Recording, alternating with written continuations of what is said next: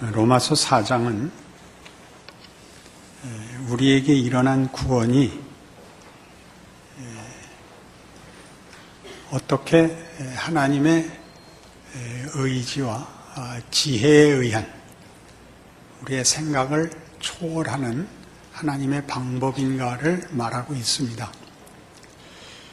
그것은 3장 31절에 나온 바와 같이 그런즉 우리가 믿음으로 말미암아 율법을 파기하느냐 그럴 수 없느니라 도리어 율법을 굳게 세우느니라 라는 마지막 말씀에 대한 설명이기도 합니다. 율법으로는 구원을 얻을 수 없는, 그 말은 우리 스스로는 구원을 만들어낼 수 없는 이라는 말이죠. 죄밖에 짓지 못하는데 그것은 다만 도덕성에 저촉될 뿐만 아니라 하나님을 모르는, 하나님을 대적하는 불경한, 하나님 되심에 대한 거부, 외면이 가장 중요한 것이었습니다. 인간의 불순종과 이 불신앙에 대하여 하나님은 모두가 심판 아래 있다 라고 율법을 기준으로 하여 모두를 심판합니다. 그리고 이제 우리 지난주에 살핀 대로 3장 21절에 있었던 그러나 이제는 으로 국면이 대전환기를 가집니다. 우리가 우리의 운명과 우리의 처지에 대하여 속수무책이었을 때 하나님께서 그 아들을 보내어 이제 율법 외의 한 의로 말미암는 예수 안에서의 구원을 이루셨습니다. 그것은 은혜에 속하는 것이며 예수 그리스도를 십자가에 세우심으로 허락된 구원입니다. 그것은 모든 믿는 자에게 구원을 주시는 하나님의 은혜요, 하나님의 능력이었습니다. 그러자 등장하는 질문이 그럼 율법은 이제 쓸모없는 것인가? 원칙은 깨진 것인가? 이렇게 됐죠. 그렇지 않다. 그 은혜는 율법을 오히려 굳게 세운다 라고 3장 마지막을 결론을 내고 그 다음에 이제 4장에서 그것이 무엇을 의미하는지 이제 설명해 나가기 시작합니다. 하나님의 일하심은 세상과 인간에게 준 창조의 대원칙, 큰 질서를 무시한 행동인가? 그것과 충돌하는 것인가? 그 생각은 우리 모든 인류가 가지는, 특별히 신앙생활을 하는 사람들이라면 다 한 번씩 해보는 은혜와 율법과의 그 모순을 생각하게 됩니다. 성경이 하고 싶은 얘기는 율법이 제시한 것, 그래야 우리를 심판으로 몰고 간 것은 율법의 잘못이 아니라 우리가 죄를 지었기 때문에 율법을 지킬 수 없어서 율법이 덩달아 욕을 먹고 있는 것뿐입니다.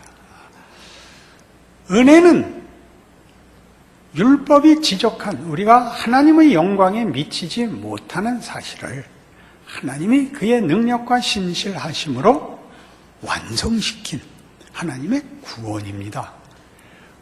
하나님의 진노가 불경과 불의를 행하는 자들에게 임한 것이 은혜였던 것 같이 그냥 내버려 두면 결국은 파멸밖에 없는 인류의 운명에 하나님이 징계를 행함으로 진노와 심판을 보임으로 우리에게 잘못 가고 있다고 가르쳐 주신 것 같이, 그리고 그 지적을 해결할 수 없는 인류에게 하나님이 그 해결을 당신의 아들을 보내어 한 것 같이 율법과 은혜는 같이 갈 수밖에 없는 것입니다. 그것은 하나님의 공의며 그 공의를 이루시는 하나님의 방법이 은혜입니다. 십자가입니다. 그러니 믿고 나면 율법의 가치를 더 잘 알게 되죠. 이 일이 어떻게 둘이 조화를 이루며 함께 갈 수 있느냐를 이제 아브라함을 통하여 성경이 일찍 이 일을 하나님이 준비하셨다라고 제시하고 있습니다. 창세기 12장에 가시면 찾아보셔야 됩니다. 창세기 12장은 매우 중요한 장입니다.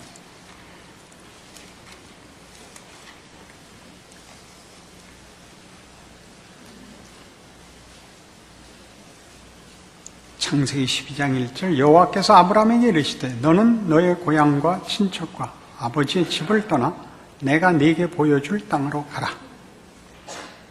내가 너로 큰 민족을 이루고 네게 복을 주어 네 이름을 장대하게 하리니 너는 복이 될지라. 너를 축복하는 자에게는 내가 복을 내리고 너를 저주하는 자에게는 내가 저주하리니 땅의 모든 족속이 너로 말미암아 복을 얻을 것이니라. 이렇게 됐습니다. 아브라함은 믿음의 조상입니다. 많이 혼돈하는 내용입니다. 아브라함이 믿음의 조상이라는 것이 무슨 뜻인지. 너무나 자주 아브라함은 우리가 하나님 앞에 믿음을 드린 최초의 사람을 대표하는 것으로 되어 있습니다. 그렇지 않습니다. 로마서 3장에서 마지막 로마서 1장 18절에서 로마서 3장 20절까지 다뤘던 내용은 인간은 희망이 없다였습니다. 하나님을 찾는 자가 없고 의를 행하는 자 없다. 모든 입을 막고 모두를 심판 아래 가둔 것이 로마서 1장 18절에서 3장 20절까지의 논증이었습니다. 아무도 능력도 없고 요구하지도 않고 마음에 그 경건한 생각을 가진 자가 없다였습니다. 아브라함의 부름이 그렇습니다. 12장 아닙니까? 1장에서 11장까지 있죠. 1장과 2장이 창조를 말하고 있고 3장에서 타락합니다. 타락의 증거가 현상이 현실에 드러납니다. 자식이 싸워 가인이 아벨을 죽이고 그리고 자신의 탐욕을 자랑하고 서로가 서로에게 대해서 악한 일들을 행하여 두려워하고 너무나 혼란한 세상이 됩니다. 창세기 6장에 이렇게 기록되어 있습니다.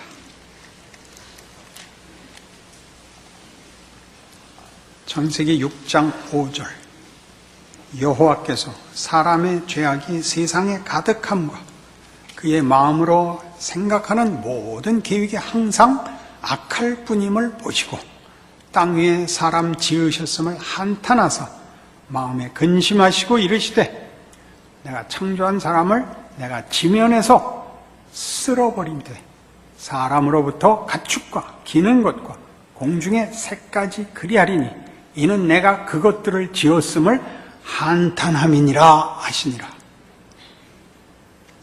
하나도 하나님의 창조의 목적과 부합되는 존재들이 없습니다.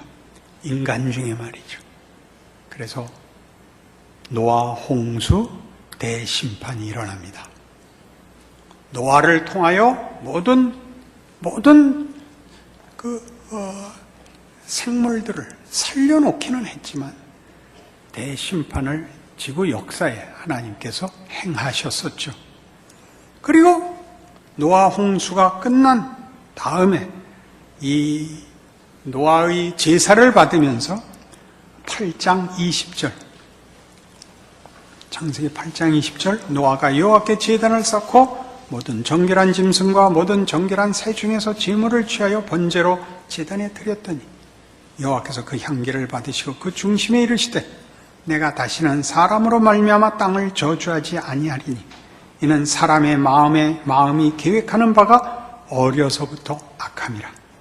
내가 전에 행한 것 같이 모든 생물을 다시 멸하지 아니하리니 땅이 있을 동안에는 심음과 거둠과 추위와 더위와 여름과 겨울과 낮과 밤이 쉬지 아니하리라. 이제 하나님이 인간의 악함을 인하여 심판하지 않기로 했습니다. 인간은 소망이 없습니다. 그걸로 세상을 심판하지 않기로 했습니다.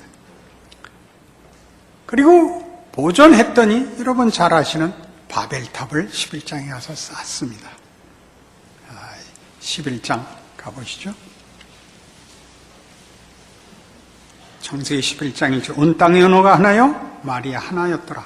이에 그들이 동방으로 옮기다가 신할 평지를 만나 거기 거류하며 서로 말하되 자 벽돌을 만들어 견고히 굽자 하고 이에 벽돌로 돌을 대신하며 역청으로 진흙을 대신하고 또 말하되 자 성읍과 탑을 건설하여 그 탑 꼭대기를 하늘에 닿게 하여 우리 이름을 내고 온 지면에 흩어짐을 면하자 하였더니 여호와께서 사람들이 건설하는 그 성읍과 탑을 보려 내려오셨더라.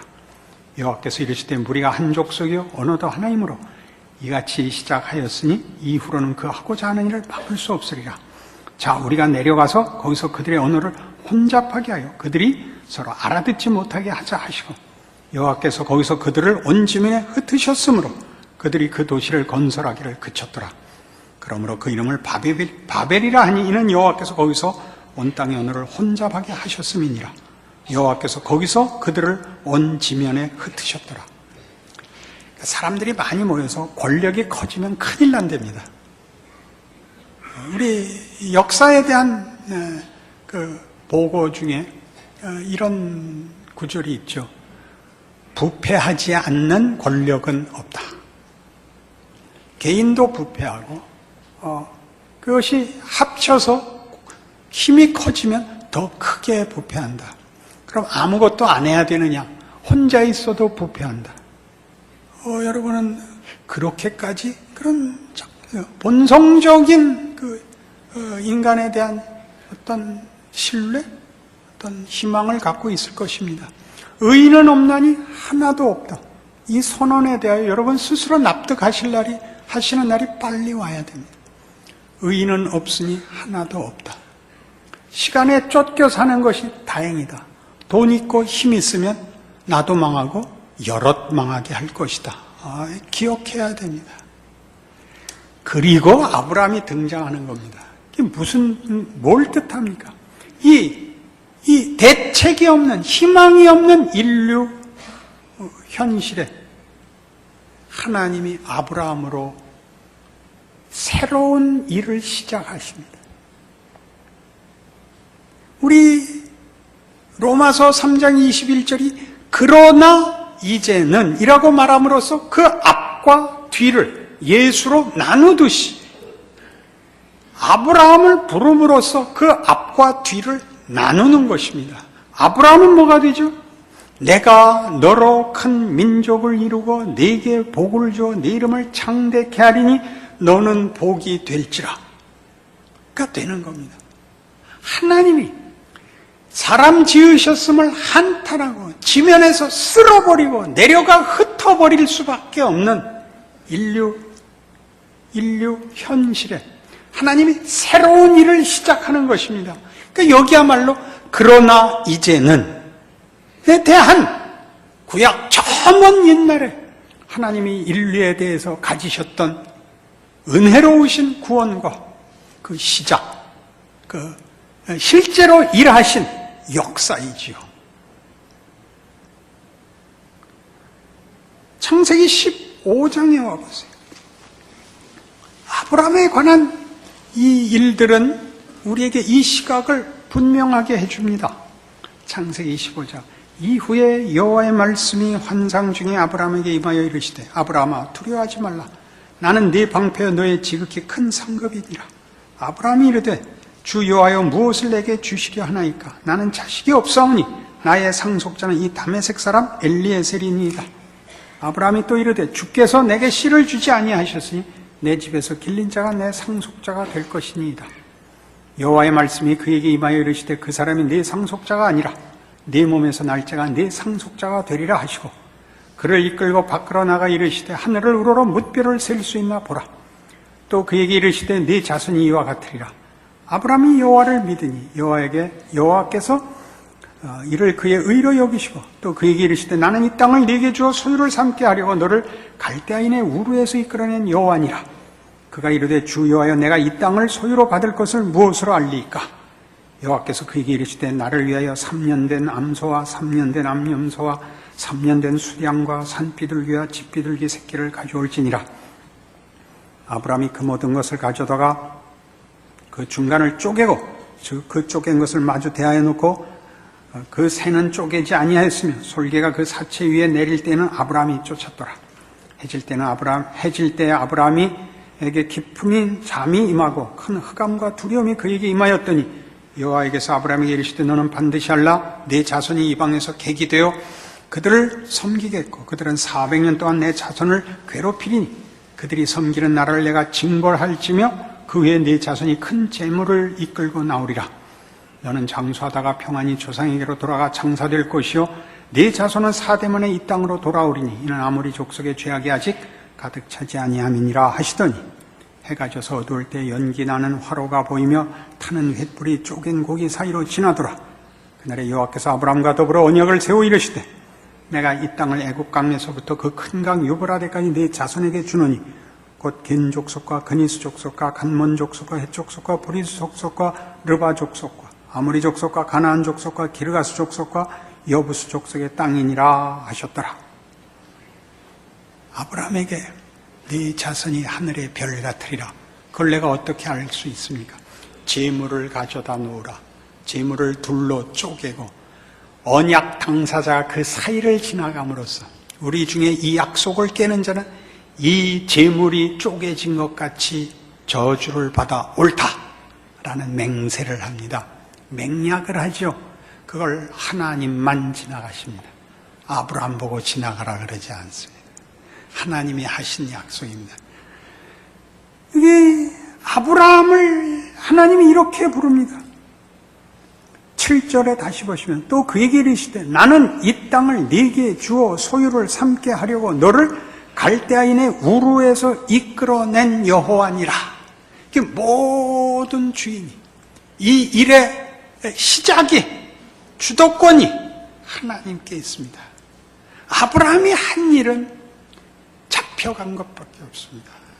우리가 자꾸 아브라함에게 어떤 근거를 마련해요. 그는 믿음의 조상 아니냐라고 말하고 싶다면 믿음이 왜 등장했는가를 보셔야 됩니다. 율법으로는 죄를 깨달음이니라. 의인은 없나니 하나도 없다. 아무도 하나님의 영광에 이르지 못했다. 남은 것은 심판뿐이다. 그러나 이제는 예수 그리스도를 믿음으로 말미암는 구원이 이루어졌다. 그러니까 믿음은 되지 않냐. 이 자리에서 믿음의 자리로 들어올 수 있는 사람이 하나도 없다고 다 못을 쳐 박았는데도 자꾸 거기를 연결함으로써 믿음이라는 말이 가지는 대조를 놓치고 있습니다. 우리는 할 수 없었다. 우리는 끝났다. 대책이 없다. 그러나 하나님은 구원을 이루었다. 그게 뭐냐? 믿음이다. 하나님의 한 일, 믿음이라고 하는 것입니다. 그 대조를 보십시오. 아브라함에게서 근거를 찾으려고 하지 마십시오. 역사적 사실. 아브라함은 어떻게 믿음의 조상이 되었는가? 하나님이 세워 내가 인류를 축복하고 내 능력과 신실함과 은혜로 말미암아 내 백성으로 기억하고 만들고 말겠다의 첫 번째 대상 아브라함. 그가 믿음의 조상이라는 것은 우리가 할 수 없는 것을 하나님이 해낸 하나님의 축복의 실행, 구현, 그 완성의 대표인 겁니다. 그러니까 단어가 믿음이라는 말로 나오니까 우리는 그것이 상대를 신뢰하고 기대함으로써 가지는 보상을 받을 수 있는 조건으로 다시 돌아와 버렸죠. 그러나 이제는으로 쪼개놓은, 여기 재물을 쪼개놓은 둘이 연결할 수 없는 그 간격을 우린 자꾸 메꿉니다. 우리가 한 것 같이. 아브라함이 믿음을 우리가 이해하는 믿음을 안 가졌다는 뜻이 아닙니다. 그건 결과입니다. 하나님이 이 일을 하셔서 이제 처음으로 생겨나는 하나님에 대한 신뢰, 순종을 생겨나는 것입니다. 조건으로 등장하지 않고. 이렇게 얘기하면 더 확실하겠죠. 예수 믿으면 회개하죠. 회개하죠. 뭐라고 회개합니까? 주께서 나를 위하여 돌아가신 것을 믿습니다. 언제 돌아가셨는데? 2000년 전에 돌아가셨어요. 여러분이 회개하기 전에, 2000년 전에 하나님이 우리를 위하여 그 아들을 보내어 우리 죄를 속하셨어요. 그리고 난 이제 알아요. 난 이제 알아요. 내가 믿어서 죽지 않고 믿기 전에 죽으셨다니까. 구원을 이루셨다고. 시간성을 보라는 거예요. 시간을. 일어난 일이에요. 구약 내내 이스라엘 백성 앞에 하나님이 나타날 때는 나는 너의 조상 아브라함의 하나님이요, 이삭의 하나님이요, 야곱의 하나님이다. 그게 무슨 얘기예요? 난 이제야 너희하고 뭘 하러 온 하나님이 아니라 이미 시작한, 너희의 운명을 위하여 내가 모든 것을 이미 준 그 하나님이니라. 이렇게 시간의 차이를 놓고 이미 일어난 과거, 번복할 수 없는 과거, 나의 결정에 의해서 어떻게 되지 않는 과거로 하나님은 당신을 소개하는 것입니다. 제가 목소리를 높이는 이유를 아시겠습니까?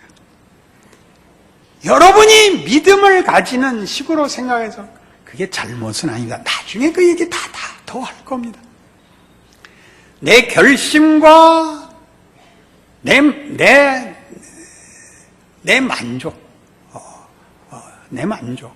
이만하면 구원 받을 만하고, 이만하면 구원 받는 걸 내가 안심해도 되겠다 하는 개인적인 확인의 중요성은 모든 사람이 구별된 것 같이 중요한 것입니다.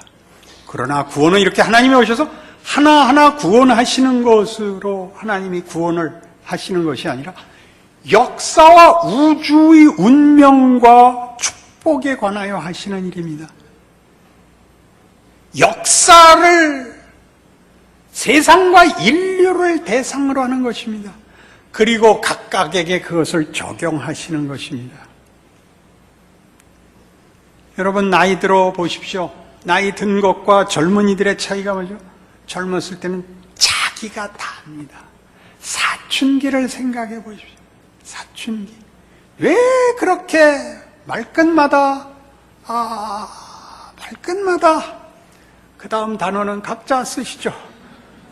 뭘 그렇게 태어난 게 부모에게 큰 죄인 것 같은 얼굴을 하고 늘 외면하고 대꾸 안 하고 이렇게 성질을 부리고.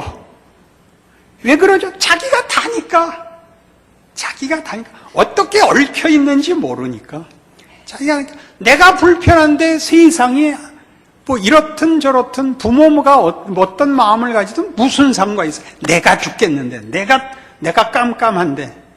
철없을 때 가장 대표적인 그 특징이죠.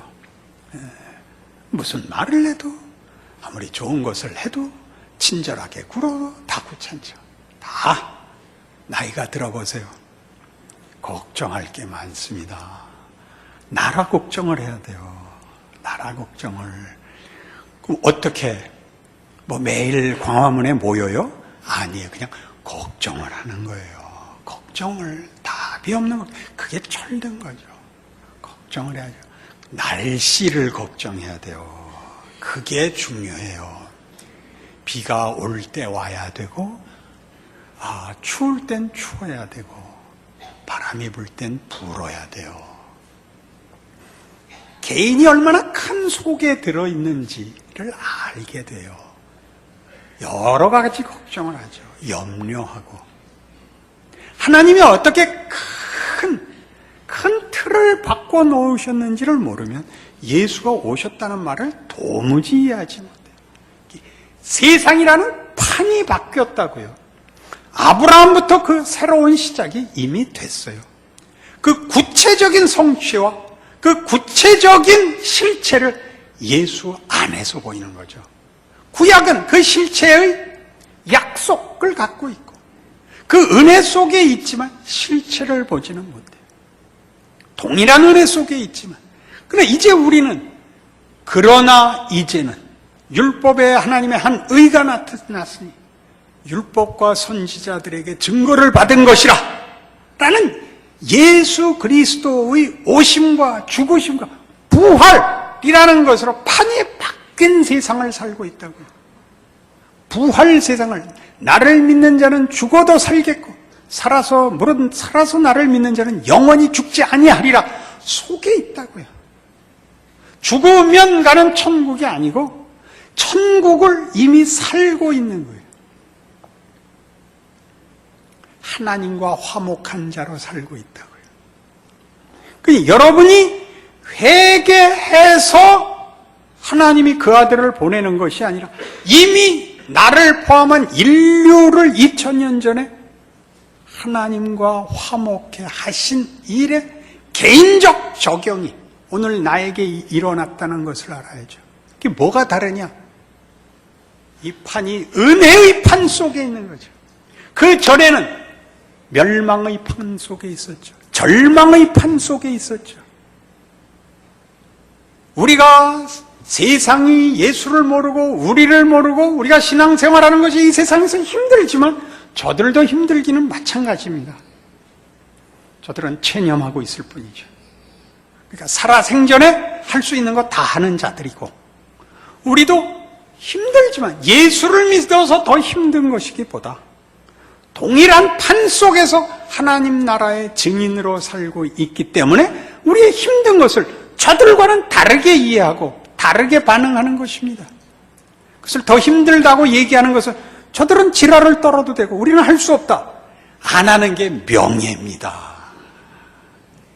거친 말과 막말을 하는 것은 아무런 도움이 되지 않습니다. 그것은 하는 것만큼 손해입니다. 우리가 명예를 지키는 것이요 영광을 누리는 것입니다. 말을 아끼고 하고 싶은 대로 보복을 하지 않는 것, 그게 우리가 가진 자랑이죠. 왜요? 그래도 되는 본질적인 소망이 있고 세상은 없습니다. 그 차이를 아셔야죠. 창세기 17장, 아브라함이 99세 때 여호와께서 아브라함에게 나타나서 그에게 이르시되 나는 전능한 하나님이라. 너는 내 앞에서 행하여 완전하라. 내가 내 언약을 나와 너 사이에 두어 너를 크게 번성하게 하리라 하시니 아브라함이 엎드렸더니 하나님이 또 그에게 말씀하여 이르시되 보라, 내 언약이 너와 함께 있으니 너는 여러 민족의 아버지가 될지라. 이제 후로는 내 이름을 아브라함이라 하지 아니하고 아브라함이라 하리니 이는 내가 너를 여러 민족의 아버지가 되게 함이니라. 아직 이삭을 낳기 전에, 열국이 생기기 전에, 아브라함의 후손의 열국이 만들어지기 전에 아브라함은 이미 이름을 가지는 겁니다. 우리는 이미 성도요, 신자요, 하나님의 자녀입니다. 이름만 가진, 거죽만 가졌다는 뜻이 아니고 실제로 하나님 앞에서 그렇습니다. 아브라함이라는 이름이 먼저 주어집니다. 그 모든 일에 무엇이 그 조건으로 등장합니까? 내가입니다. 내가 너로.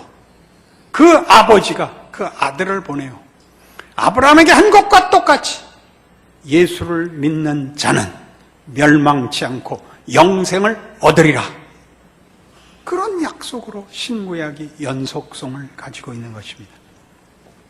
이 출애굽기 3장에 가면 모세가 그의 백성을 구하도록 하나님 앞에 부름을 받는 장면이 나옵니다. 여기 이런 말들이 어떻게 쓰이고 있는가 한 번 더 확인해 보십시다. 출애굽기 3장 11절입니다. 모세가 하나님께 아뢰되 내가 누구이기에 바로에게 가며 이스라엘 자손을 애굽에서 인도하여 내리까? 하나님이 이르시되 내가 반드시 너와 함께 있으리라. 네가 그 백성을 애굽에서 인도하여 낸 후에 너희가 이 산에서 하나님을 섬기리니 이것이 내가 너를 보낸 증거니라.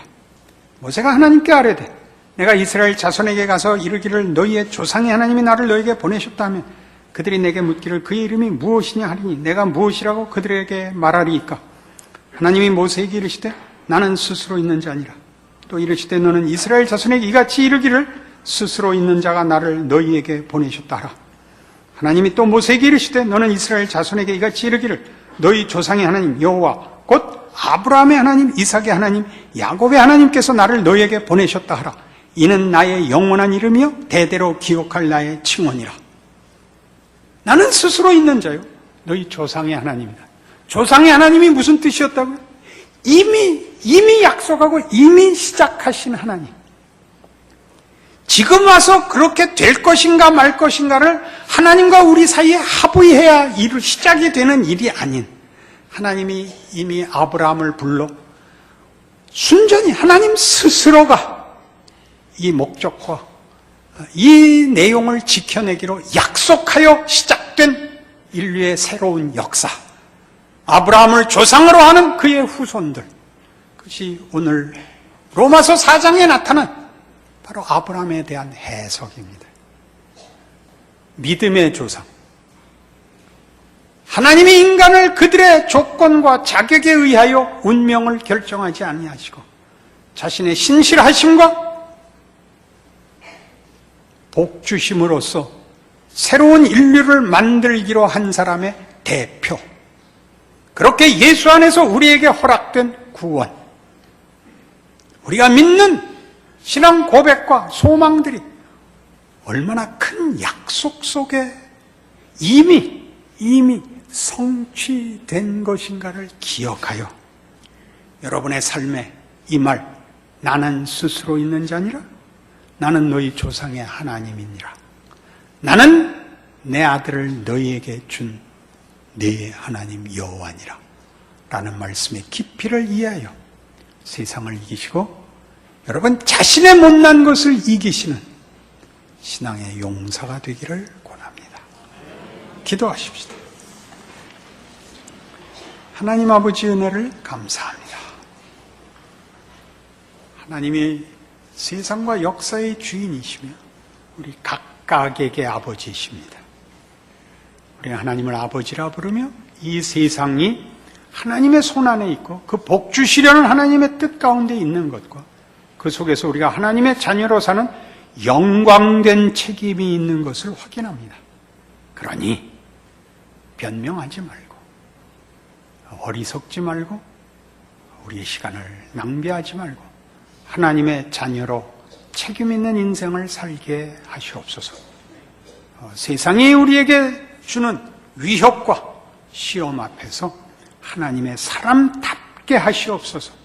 하나님의 자녀가 되었은즉 그 영광을 누리는 생애가 되게 하여 주시옵소서.